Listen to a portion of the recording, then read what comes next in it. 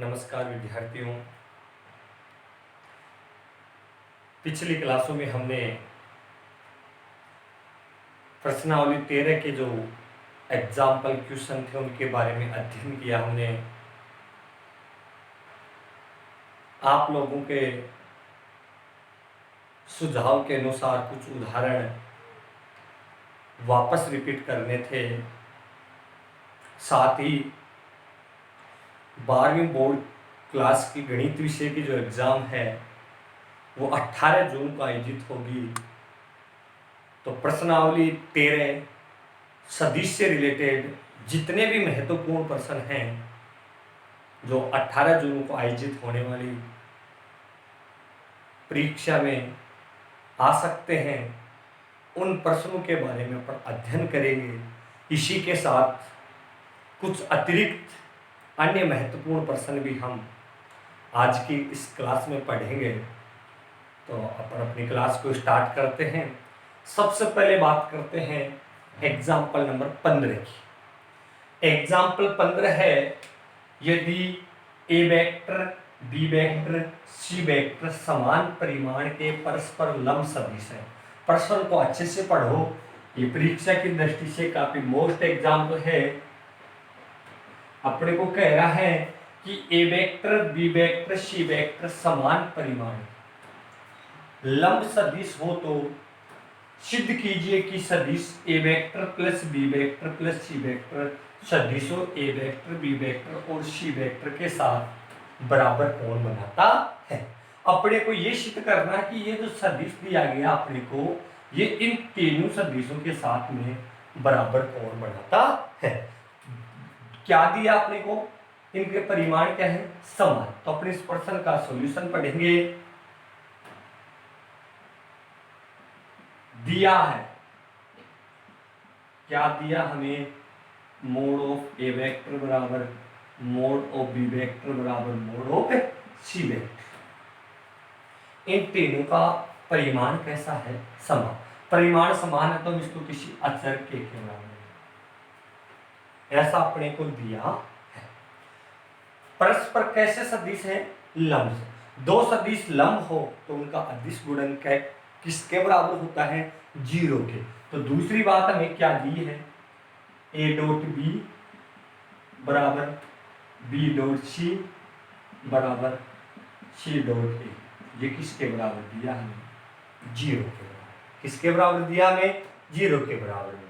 अब हमें क्या, ये तो दिया है, क्या सिद्ध करना है, सिद्ध कीजिए कि ये सदिश, इस सदिश को अपन क्या मान लेते हैं, बी वेक्टर। सिद्ध करना है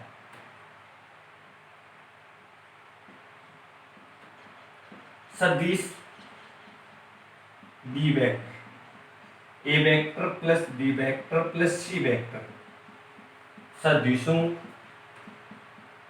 ए वेक्टर बी वेक्टर व सी वेक्टर के साथ समान कोण बनाता है। ऐसा अपने को प्रूफ करना है।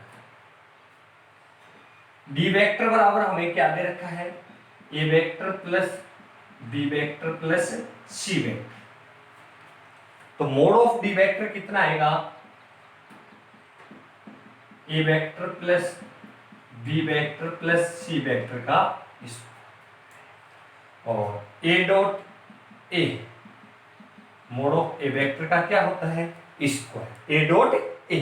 तो यहां से इसको अपन क्या लिख सकते हैं, a vector B vector c vector dot a vector B vector c vector. Calculate करेंगे यहां से इसको, तो मोड ऑफ डी वेक्टर का स्क्वायर बराबर मोड ऑफ ए वेक्टर का square mod of b vector का square mod of c vector का square plus 2 a dot b b dot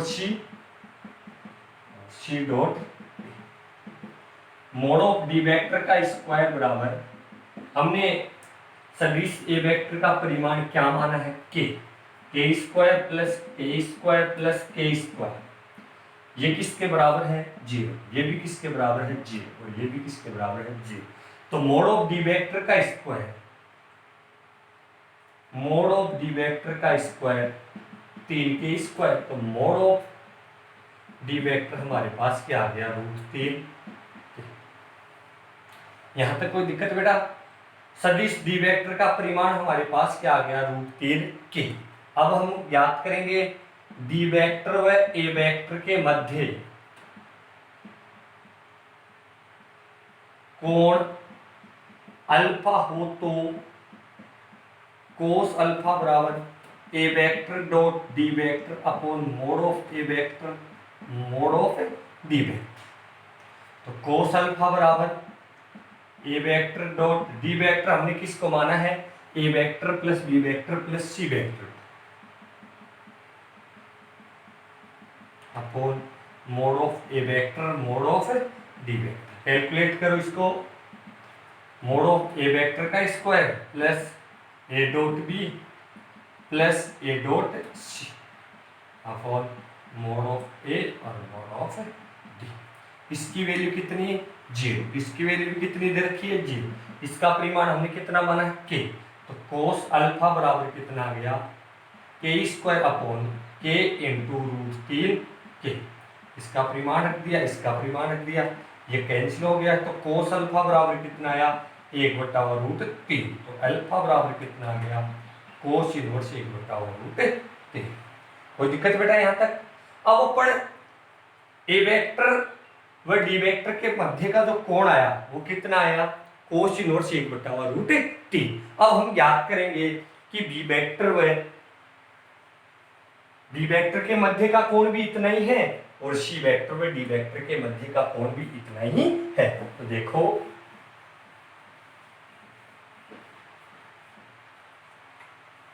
B vector व डी वेक्टर के मध्य कोण बीटा हो तो कोस बीटा बराबर b dot d upon mod of b और mod of d. Cos beta बराबर वैल्यू रख दो, b vector dot a vector plus b vector plus c vector upon mod of b vector कितना है, के, और mod of b vector कितना है, √3 के। यहां मल्टीप्लाई करवाएंगे पर, तो ये तो बी डॉट ए बनेगा plus mod of b vector का square plus b dot c upon k into √3। ये 0 और यहाँ मोड ऑफ बी कितना है, के स्क्वायर आएगा। तो वही कोस बीटा बराबर कितना आ जाएगा, 1/√3। तो बीटा बराबर भी कितना आ गया, कोस इनवर्स 1/√3। इसी प्रकार यह लिख देते हैं, इसी प्रकार सी वेक्टर व डी वेक्टर के मध्य कोण गामा हो तो गामा बराबर कोस इनवर्स 1/√3। तो अपन कह सकते हैं सदिश डी वेक्टर ए वेक्टर बी वेक्टर व सी वेक्टर के साथ समान कोण बनाता है। ये हमारा एग्जाम्पल नंबर कितना, 15। ये परीक्षा की दृष्टि से काफी महत्वपूर्ण है। ये मैंने आपको बार बार बता दिया था, एक बार मैंने आपको पुनः बता दी। अगले एग्जाम्पल के बारे में अपन बात करते हैं।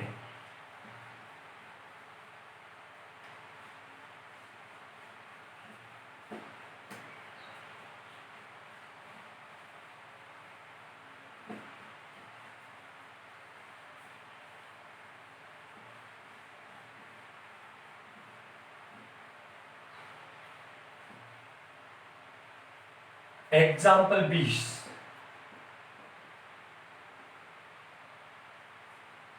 ए 1 2 2, बी 2 -1 1, सी -1 2 3। समतल में कोई 3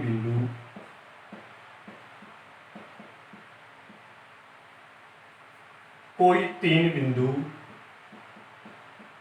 हो तो समतल एबीसी के अभिलंब की दिशा में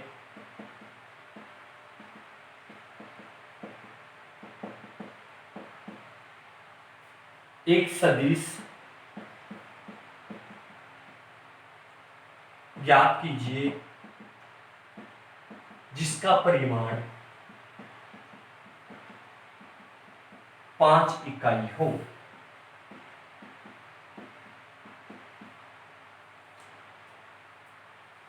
देखो अपने को 3 बिंदु दे रखे हैं, ए बी और सी, ये कोई 3 बिंदु है समझो। ये इसका स्थिति सदिश ए बी वेक्टर आएगा, इसका स्थिति सदिश ए सी वेक्टर आएगा। पहले आप इसको समझो, ये दो सदिश हो गए मान लो अपने पास, एक को अपन मान लेते हैं अपने ए वेक्टर और एक को क्या मान लेते हैं बी। तो हमने पढ़ा था इन दोनों के लंबवत इकाई सदिश एन कैफ बराबर क्या पढ़ा हमने, a vector cross b vector upon a vector cross b vector का परिमाण, जो इन दोनों के क्या होगा लंबवत। इसका मतलब वो समतल का क्या हो गया अभिलंब। तो अपन ए बी वेक्टर याद कर लेंगे, ए सी वेक्टर याद कर लेंगे, वहां से इन दोनों के लंबवत इकाई सदिश एन कैफ आ जाएगा। उसका परिमाण कितना होगा, इकाई सदिश का परिमाण कितना होता है एक, हमें पूछा कितना है 5, तो इसको कितने से मल्टीप्लाई करवा देंगे 5 से। तो सबसे पहले क्या ज्ञात करेंगे ए बी वेक्टर, क्या ज्ञात करेंगे ए बी वेक्टर। कैसे निकालेंगे, बी का स्थिति सदिश माइनस ए का स्थिति सदिश, तो 2i cap minus j cap plus k cap minus i cap plus 2j cap plus का 2k कैफ। ए बी वेक्टर बराबर आई कैफ माइनस 3j कैफ और माइनस का k कैफ। इसी प्रकार अपन क्या ज्ञात कर लेंगे ए सी वेक्टर, ए सी वेक्टर क्या आएगा, सी का स्थिति सदिश माइनस ए का स्थिति सदिश, तो यहां से क्या निकलेगा minus 2i Kaif plus 0j Kaif plus का k कैफ। ये ए बी वेक्टर आ गया और ये क्या आ गया ए सी वेक्टर। इन दोनों के लंबवत या अभिलंब की, लंबवत है तो ये समतल है, ये समतल का क्या हो गया अभिलंब। तो इन दोनों के लंबवत इकाई सदिश एन कैफ बराबर क्या आएगा a b vector cross a c vector upon a b vector cross a c vector. निकाल लो a b vector cross a c vector i j k, 1 minus 3 minus 1 minus 2 0 1, आई को बाहर रखेंगे माइनस 3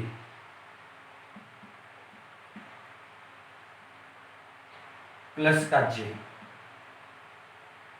माइनस का 6, ये क्या आ गया हमारे पास a b vector cross a c vector. इसका परिमाण निकाल लो 9 प्लस 1 प्लस 36, 36 और 9 45 और 1 46। तो एन कैफ कितना आ जाएगा हमारे पास minus 3i cap plus j cap minus 6k cap upon root 46। ये तो एन कैफ आया। अब इसका परिमाण कितना होना चाहिए 5, तो इसको कितने से मल्टीप्लाई करवा देंगे 5 से, वो हमारा क्या आ जाएगा 5। ये हमारा एग्जाम्पल नंबर कितना था 20। कोई दिक्कत बेटा इसमें। चलो अगले एग्जाम्पल के बारे में बात करते हैं।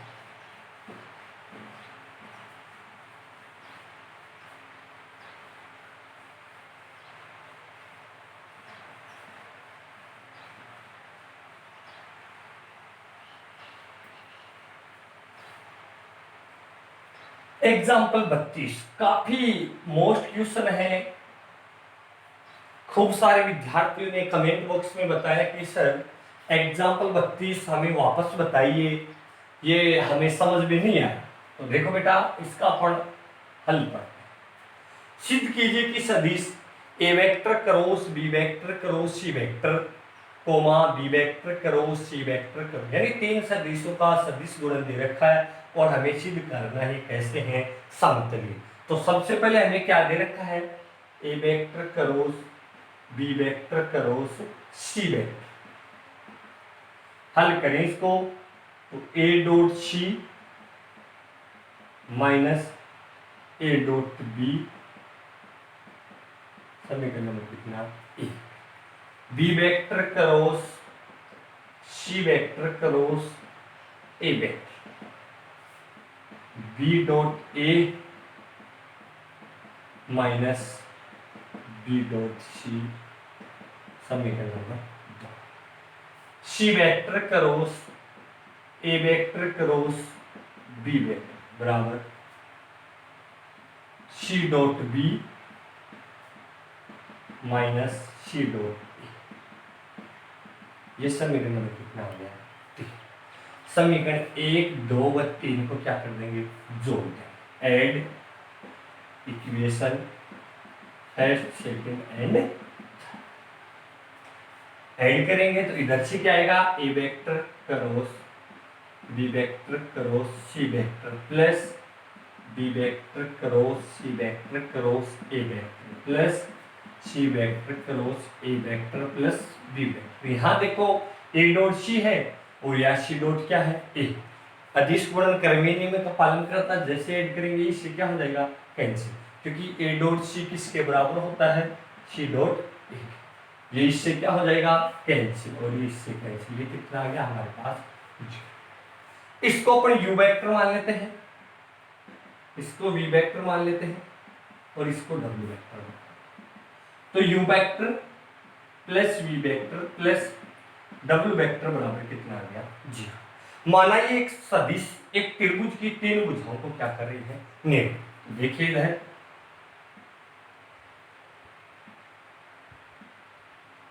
ये यू वेक्टर, ये क्या है? वी वेक्टर, और ये क्या है? डब्ल्यू वेक्टर। तो you vector plus we vector plus W vector बराबर कितना आ रहा है? 0। U vector plus we vector plus W vector बराबर कितना आ गया? 0। इसका मतलब ये हुआ कि अपन जिस बिंदु से प्रारंभ वापस वहीं पे आ रहे हैं। सदिश योग का त्रिभुज नियम है, सदिशों के योग का त्रिभुज नियम हमने पढ़ा था।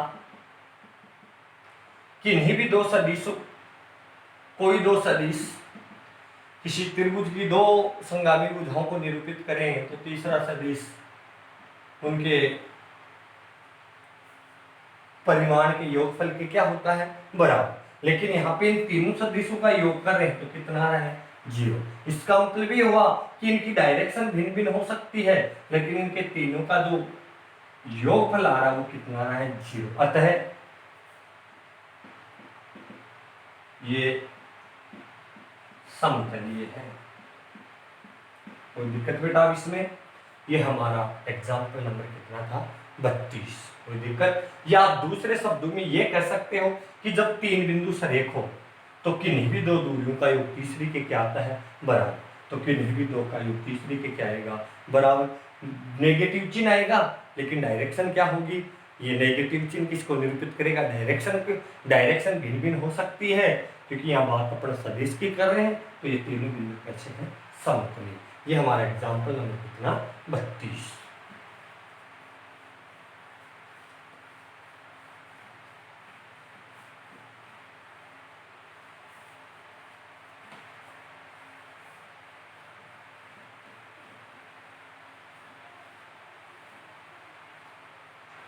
अब हम बात करेंगे परीक्षा की दृष्टि से कुछ महत्वपूर्ण प्रश्न, अन्य महत्वपूर्ण प्रश्न। तो आप रफ कॉपी निकालिए और उसमें क्वेश्चनों को आप नोट कर लीजिए। क्वेश्चन नंबर 1 है, क्वेश्चन नोट कीजिए। यदि ए वेक्टर बराबर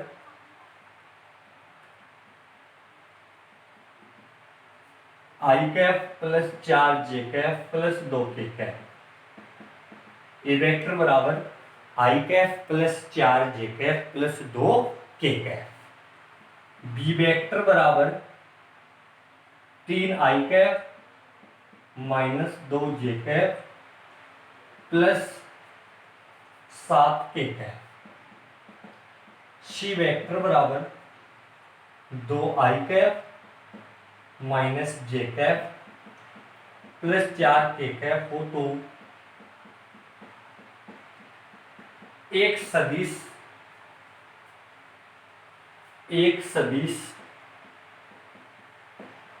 डी वेक्टर ज्ञात कीजिए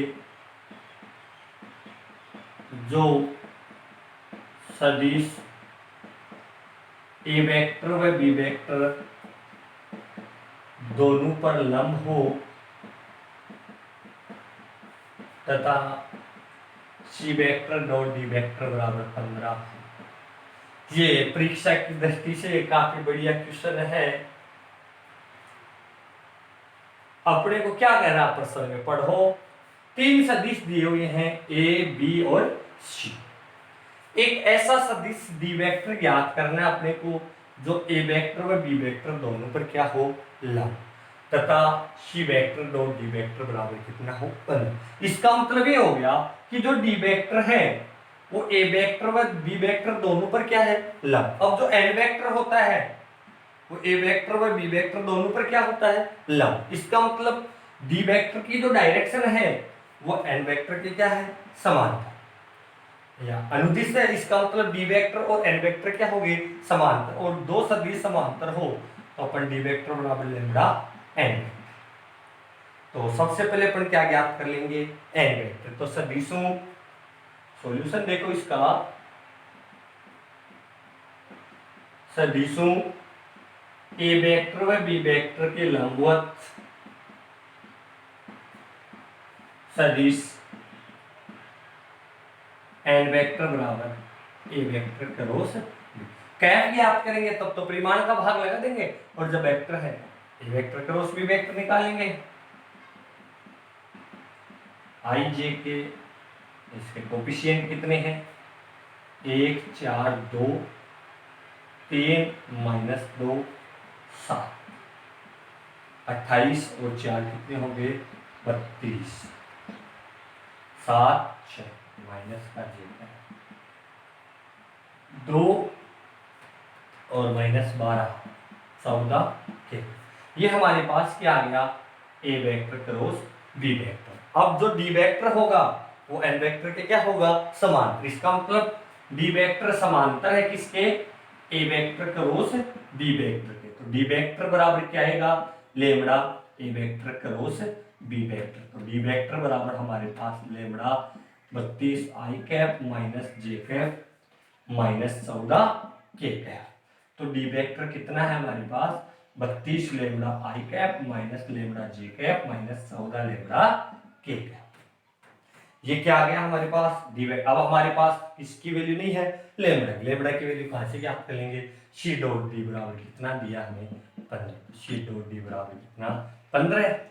32 लेमड़ा आई कैप माइनस लेमड़ा जे कैप -14 लेमड़ा के कैप डॉट 2i -j + 4 बराबर कितना, 15। 64 lambda minus minus plus lambda minus 42 lambda बराबर कितना, 15। 64 और 1 कितना हो गया, 65। 65 लेमड़ा में से कितना घटा देंगे, 42, 45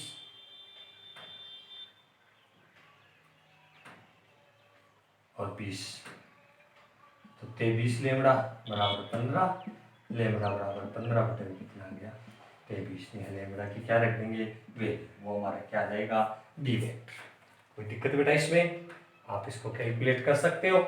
ये हमारा अन्य महत्वपूर्ण प्रश्नों में से प्रश्न नंबर 1। कोई दिक्कत इसमें, हमें डी वेक्टर ज्ञात करना था जो इन दोनों पर क्या है, लंब। इसका मतलब डी वेक्टर जो होगा वो ए वेक्टर क्रॉस बी वेक्टर के क्या होगा, समान।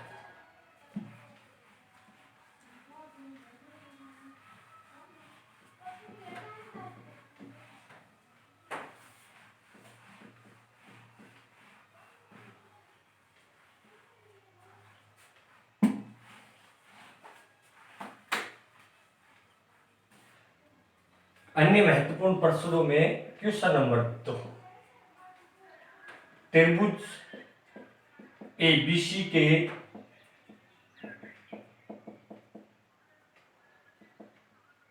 शीर्षों के स्थिति सदिश a vector B vector c vector तथा त्रिभुज का केंद्रक जी हो तो G A vector plus G B vector plus G C vector का मान क्या होगा।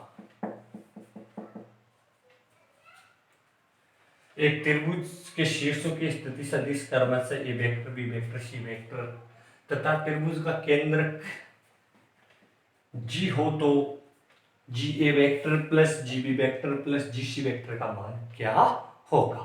देखो ये अपना त्रिभुज है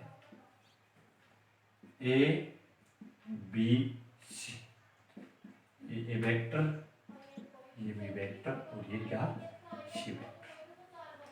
त्रिभुज का केंद्रक हमें क्या दे दिया जी। तो जी का स्थिति सदिश ज्ञात करना है और अपन ने निर्देशांक ज्यामिति में पढ़ा था त्रिभुज के केंद्र के निर्देशांक क्या होते हैं x1 plus x2 plus x3 बटा 3, y1 plus y2 plus y3 बटा 3 और z1 plus z2 plus z3 बटा 3। या सदिश रूप में अपन लिखना चाहिए तो जी का स्थिति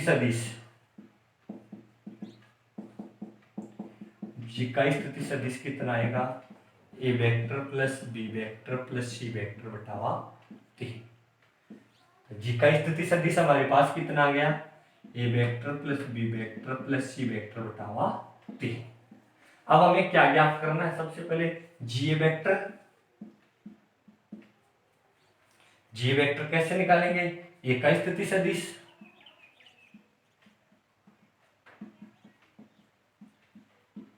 माइनस जी का स्थिति सदिश तो a vector minus a vector plus b vector plus c vector बटा 3। तो जी ए वेक्टर हमारे पास कितना आ जाएगा 3 ए वेक्टर में से ए वेक्टर घटाएंगे तो 2 a vector minus b vector minus c vector upon 3। ये समीकरण नंबर कितना आ गया 1। इसी प्रकार अपन क्या ज्ञात कर लेंगे जी बी वेक्टर क्या आएगा बी का स्थिति सदिश माइनस जी का स्थिति सदिश। तो यहां से क्या हो जाएगा 2b vector minus a vector minus c vector और जी सी वेक्टर कितना आ जाएगा 2c vector minus a vector minus b vector. सी का स्थिति सदिश माइनस जी का स्थिति। ये समीकरण नंबर 2 और ये समीकरण नंबर कितना 3। समीकरण 1 2 व 3 को ऐड करें G A vector plus G B vector plus G C vector बराबर इन तीनों को ऐड करेंगे तो 2a वेक्टर यहाँ 2b वेक्टर है तो 2a vector minus a vector ये 0 हो जाएगा तो इसका आंसर जाएगा कितना जाएगा। ये हमारा सदिश के 2 महत्वपूर्ण क्वेश्चन जो मैंने आपको प्रैक्टिस पेपर भेजा था ये उसमें भी उपस्थित था। और भी आपको कोई डाउट हो तो आप हमें कमेंट बॉक्स में अपना सुझाव जरूर दें। 18 जून को आपकी जो परीक्षा है उसके लिए आप जी जान से तैयारी में जुट जाइए। मैं नहीं कहूँगा कि आपने पढ़ाई नहीं की, आपने खूब पढ़ा है लेकिन प्रैक्टिस गणित में अच्छे अंक प्राप्त करने के लिए प्रैक्टिस जरूरी है। तो आप सवालों को हल करते रहिए। आपको कोई भी समस्या हो तो आप हमें ज़रूर बताइए। धन्यवाद।